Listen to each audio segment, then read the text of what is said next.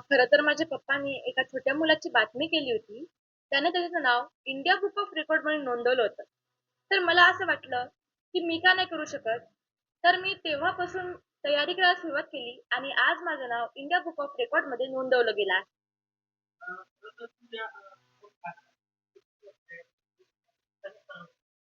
अं, या विक्रमाची तयारी मी तर एकाच दिवसात केली. 15 ते 20 वेळा संपूर्ण राज्यांची नावे म्हणण्याचा प्रयत्न मी केला होता.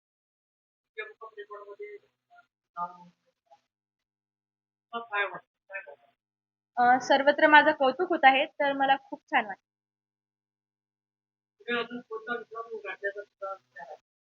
इंडिया बुक ऑफ रेकॉर्डमध्ये तर माझं नाव नोंदवलं गेलं आहे आणि माझं असं स्वप्न आहे, की मी गिनीज बुक ऑफ रेकॉर्डमध्ये सुद्धा नाव नोंदवलं पाहिजे.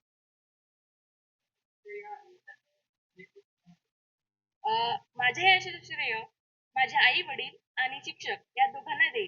कारण आई-वडील आपल्याला इन्स्पायर करतात आणि शिक्षक आपल्याला मार्गदर्शक करतात. त्यामुळे दोघांचाही वाटा समान असेल.